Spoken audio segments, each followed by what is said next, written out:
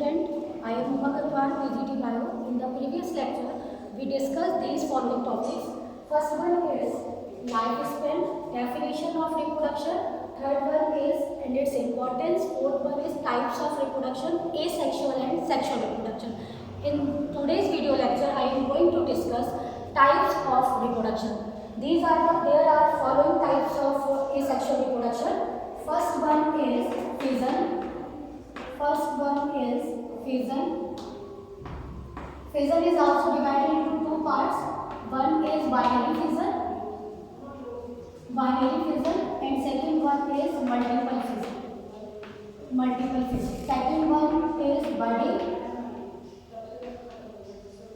Third one is fragmentation.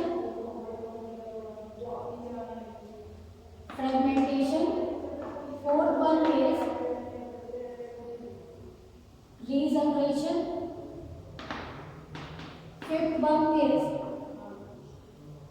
spore formation.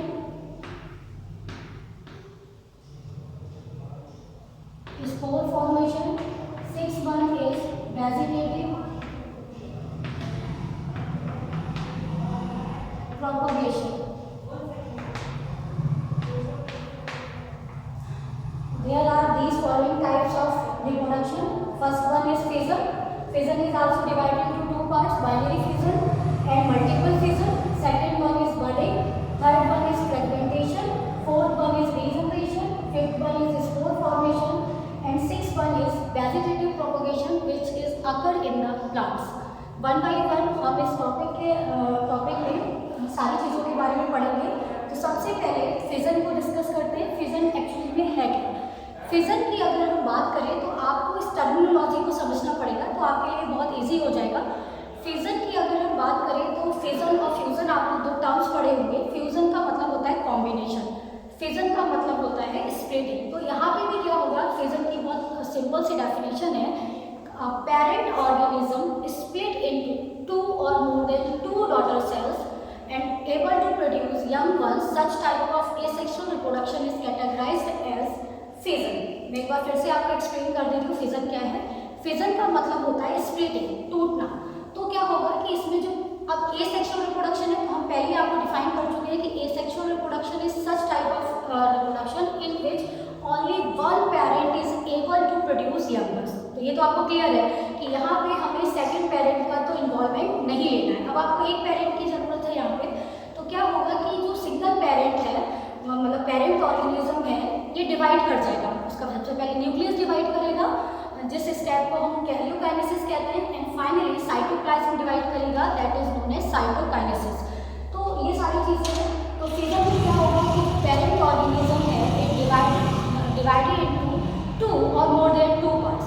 If parent organism divided into two parts, then it is known as binary fission. If parent organism divided into more than two parts, then it is known as multiple fission. आप example के लिए समझ सकते हैं. Binary fission जो है example, binary fission का जो एग्जाम्पल है दैट इज अमीबा. आपको अमीबा में देखने को मिल जाएगा बाइनरी फिजन. सेकेंड एग्जाम्पल आप ले सकते हो, दैट इज पैरामीशियम. क्या ले सकते हो आप? पैरामीशियम. तो ये है आपका अमीबा, पैरामीशियम, जहाँ पे आपको बाइनरी फिजन देखने को मिलेगा. अगर आप इसको डायग्राम से देखना चाहें तो आप देख सकते हैं कि this one is amoeba having a irregular shape and this one is nucleus of this amoeba. This is also known as parent amoeba या parent organism. Parent amoeba which divided into two parts. Firstly, the nucleus is divided. This step is known as karyokinesis.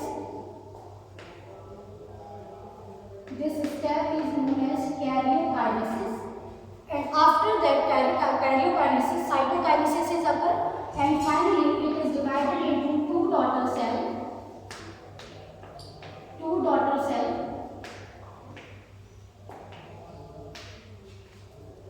तो आप देख रहे हो कि इसमें क्या हो रहा है कि जो पेरेंट अमीबा है, सिंगल पेरेंट अमीबा है, वो टू पार्ट्स में क्या हो रहा है, डिवाइड हो रहा है.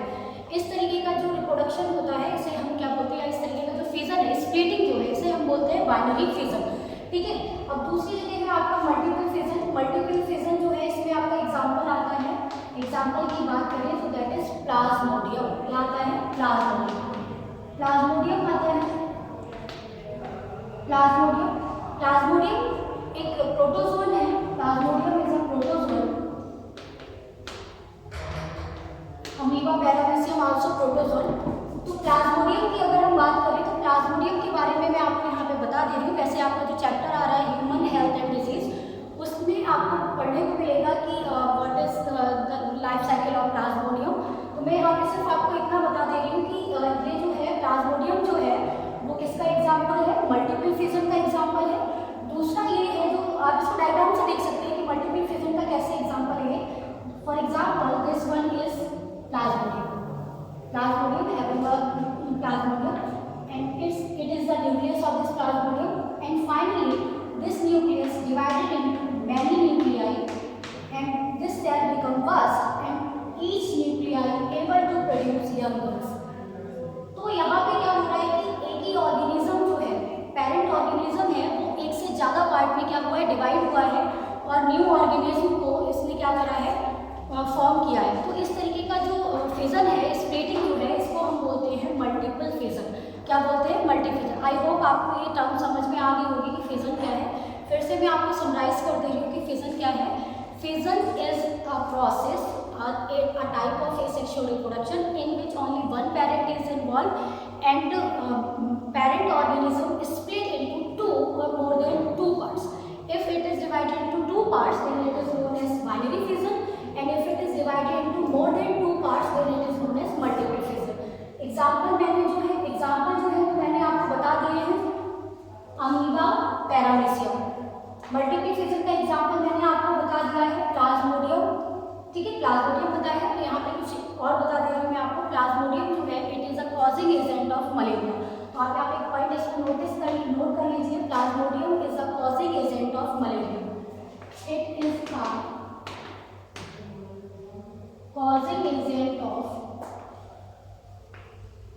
causing agent of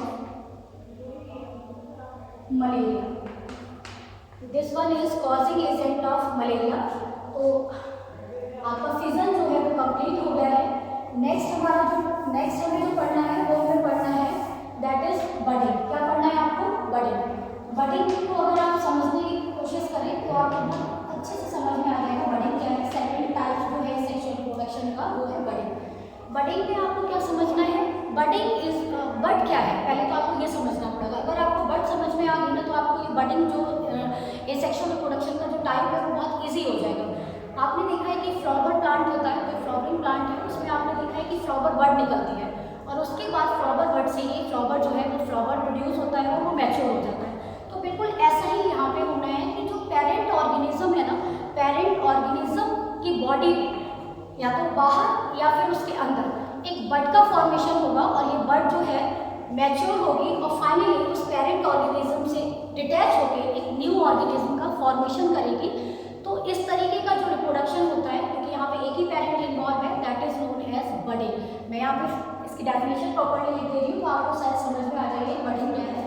budding a type of asexual reproduction, a type of asexual reproduction in which a bud is formed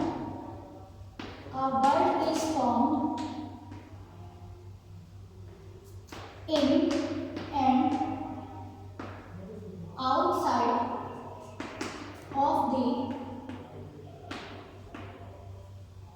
parent organism। सबसे पहले बडिंग में क्या होगा? पहले बडिंग में क्या होगा कि आपका क्या है a type of asexual reproduction in which a bud is formed। मतलब आपको किस पे फोकस करना है? बड पे फोकस करना है कि बड जो होगी is formed in, फिर नेक्स्ट आपको फोकस करना है in and outside of the parent organism। इस टाइप के रिप्रोडक्शन में एक बड का फॉर्मेशन होगा जो पेरेंट ऑर्गेनिज्म के इनसाइड फॉर्मेशन भी हो सकता है या फिर आउटसाइड। तो ये सारी चीजें हैं। इसके बाद क्या होगा कि when the bud is formed and mature, bud mature, and after some time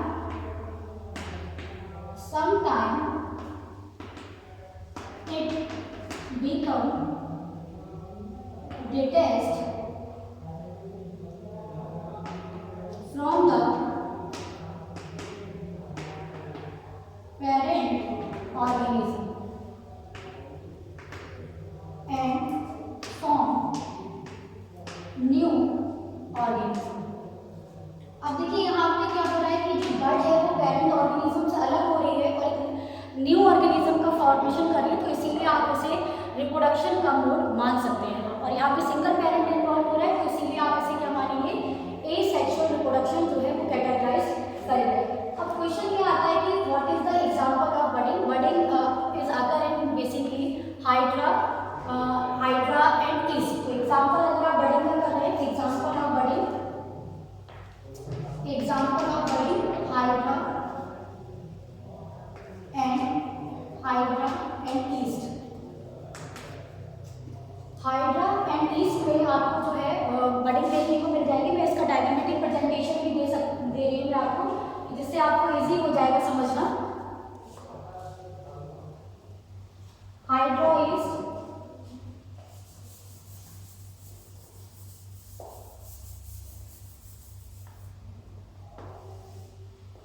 this one is hydra. These are the tentacles of this hydra. Here is bud is formed outside the body, and this bud become mature.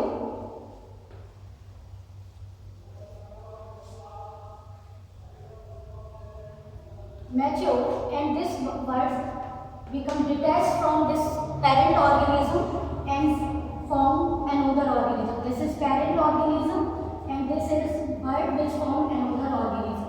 तो ये आप इस तरीके से समझ सकते हो कि बडिंग क्या है। फिर से देख लीजिए डायग्राम के through. This one is hydra, this is the body of the hydra and these are the tentacles which is used to catch the prey and defence purposes. And यहाँ पे आप देख रहे हो कि इस पेरेंट बॉडी के बाहर क्या बन रहा है, बड का फॉर्मेशन हुआ, बड ने ग्रोथ की और ग्रोथ होने के बाद ये जो बड है वो पेरेंट ऑर्गेनिज्म से क्या हो गई है, अलग हो गई है।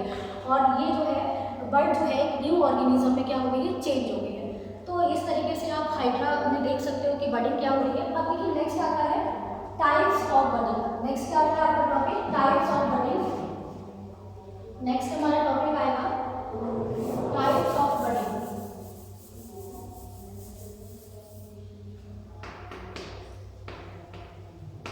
Types of budding. Types of budding. Budding are two types. On the basis of location. On the basis of location. First one is exogenous. And second one is endogenous. आप देख रहे हो बड तो आपको बडिंग तो आपको समझ में आ गया कि बड का फॉर्मेशन होगा, लेकिन there again budding is also divided into two parts on the basis of their location where it is found.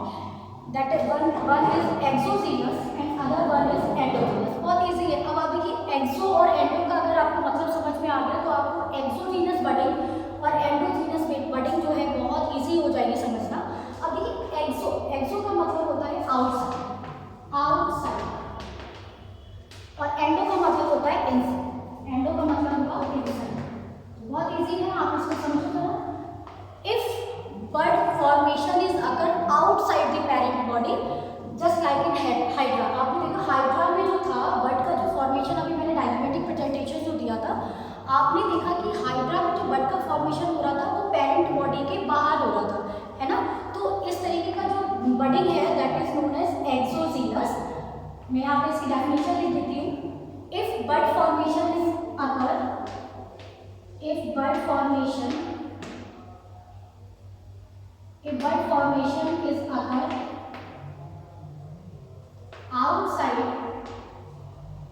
outside the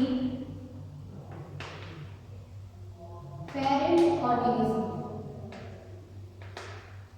example आपने देखा, इसका एग्जाम्पल जो है that is hydra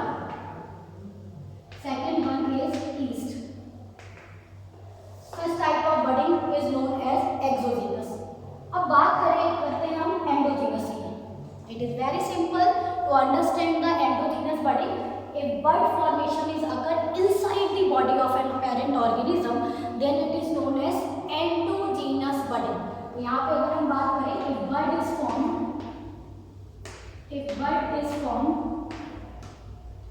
inside the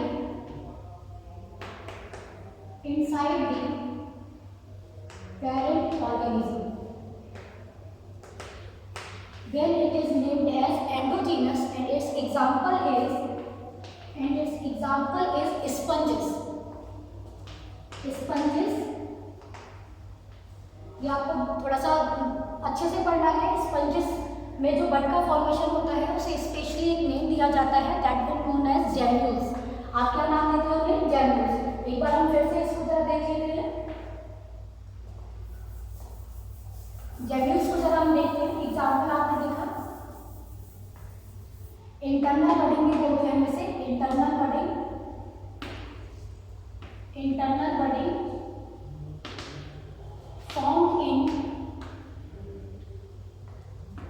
formed in sponges known as gemmules। क्या बोलते हैं आप इसे? जेम्यूल्स। ये आपके लिए थोड़ा सा नया वर्ड है जिसको आपको याद रखना है, जेम्यूल्स। अब देखिए जेम्यूल्स का स्ट्रक्चर क्या होता है। पहले तो आपको ये पता चल गया कि ये किस पे बनता है, इसका फॉर्मेशन कहाँ होता है? स्पंजेस में। किस टाइप की बडिंग है ये? एंडोजीनसली है, मतलब it is formed inside the sponges. तो स्पंजेस को जेम्यूल्स का जरा अगर हम स्ट्रक्चर देखें, for example this is fresh water sponge, like that. This is fresh water sponge and this is the body wall of the sponge. This is body wall of a sponge, like that. This is the substratum by which it is attached, and this is oscula for water in and outside. And here is some structures are formed. These structures are named as gemmules. In structures को हम क्या नाम देते हैं? gemmules. अगर gemmules को आप जरा थोड़ा सा बड़ा स्ट्रक्चर अगर आप इसका देखिए जेम्यूल्स का, तो हम जरा इसको देखें। It is a circular structure in which special type of cells are present, like that. These are the special type of cells and it's named as archaeocytes. इन्हें क्या नाम देते हैं? आर्क्यूसाइट। फिर आपको बोर्ड में पूछा जाएगा कि जेम्यूल्स का स्ट्रक्चर क्या है, तो स्पेशल टाइप की सेल्स मिलती हैं, आर्क्यूसाइट बोलते हैं जिसे। Archaeocyte and these cells are covered by gelatinous sheath around us, which provides protection to these arcusites. And finally, gelatinous sheath is present and there is one opening is present, that one is known as micropyle. One opening is present that is known as micropyle, from which these cells comes out and form the new sponges. तो ये gemmules का structure है। फिर से आपको summarise कर देती हूँ कि जेम्यूल्स क्या होती है। आप बडिंग से आएंगे, फिजन तो आपको क्लियर है। बडिंग मैंने आपको बता दिया कि बडिंग क्या है। बडिंग में बड के थ्रू जो है एक न्यू ऑर्गेनिज्म का क्या होगा? फॉर्मेशन होगा, ठीक है। अब बड का जो फॉर्मेशन है वो कहाँ हो रहा है? आउटसाइड हो रहा है या इनसाइड हो रहा है? इस बेसिस पे हमने जो है बडिंग को 2 पार्ट्स में डिवाइड किया है, एक्सोजीनस और endogenous. If bud formation is occur outside the parent body, then it is known as exogenous. If bud formation is occur inside the parent body, then it is known as endogenous. फिर आता है example. अगर example की बात करें तो exogenous budding is occur in hydra and east, endogenously budding is occur in sponges. और sponges में जो इंटरनल बड का फॉर्मेशन होता है उसे हम स्पेशल नेम देते हैं, that one is known as gemmules. अब जेम्यूल्स है तो जेम्यूल्स का आपको स्ट्रक्चर भी पता होना चाहिए कि ऐसा जेम्यूल्स के पास क्या होता है कि जिससे एक न्यू ऑर्गेनिज्म जो है उसका क्या है? फॉर्मेशन हो सकता है। तो मैंने आपको बताया कि this is the body of sponge and inside the body there is many buds are formed. These buds are known as gemmules, and these gemmules contain a special type of cells which are able to regenerate new sponge. These new cells are known as arcucite cells. तो board exam में आपसे question पूछा जाएगा, name the special type of cells which are present in the gemmules or sponges which are able to produce a new organism. Then your answer is arcucite. These special type of cells which are present in sponges are arcucite. MCQ में आपको ये मिल जाएगा। आपको सुनने को मिल जाएगा कि gemmules का स्ट्रक्चर क्या है। तो मैंने आपको एक्सप्लेन कर दिया है कि जेम्यूल्स का स्ट्रक्चर क्या है। Gelatinous sheath is present and one opening is present that is known as micropyle. क्या बोलते हैं हम इसे? माइक्रोपाइल। जिससे क्या होगा कि जो आर्कोसाइट सेल्स हैं वो माइक्रोपाइल के थ्रू जो है वो कहाँ आएंगी? बाहर आएंगी और एक न्यू ऑर्गेनिज्म का क्या करेंगी? न्यू स्पंज का क्या होगी? फॉर्मेशन करेंगी। हमारा जो नेक्स्ट टॉपिक आता है, हमें जो नेक्स्ट पढ़ना है, हमें जो थर्ड पढ़ना है दैट वन इज फ्रेगमेंटेशन। क्या पढ़ना है हमें? फ्रेगमेंटेशन। फ्रेगमेंटेशन। फ्रेगमेंटेशन की अगर हम बात करें, फ्रेगमेंटेशन की अगर हम बात करें तो आपको फिर समझना पड़ेगा, इसकी टर्मिनोलॉजी को समझना पड़ेगा कि फ्रेगमेंटेशन क्या है। तो फ्रेगमेंटेशन में फ्रेगमेंट से लिया गया है। If parent organism divided into two or more than two fragments and each fragment are able to produce new organism, such type of asexual reproduction is known as fragmentation. मैं यहाँ पे इसकी definition लिख देती हूँ मैं आपके सामने। फ्रेगमेंटेशन क्या है? such type of asexual reproduction, such type of asexual reproduction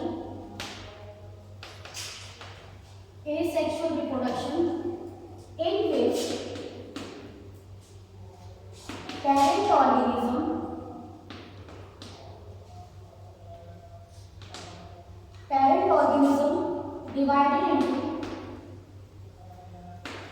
divided into two or more than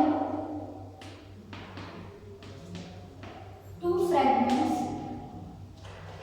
and each fragment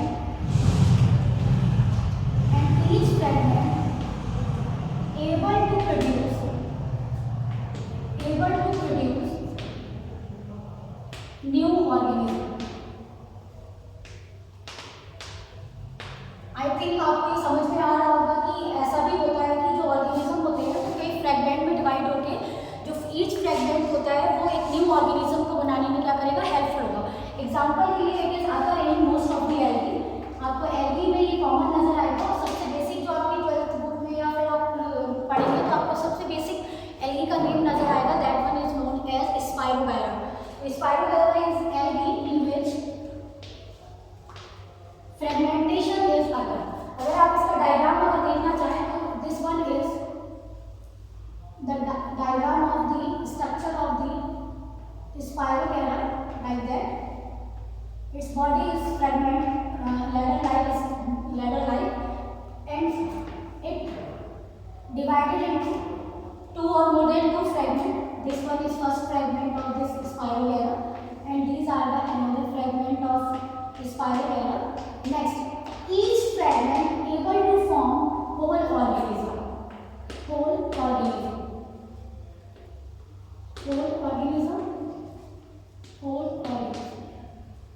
Such kind of asexual reproduction is known as fragmentation. क्या बोलते हैं हम इसे?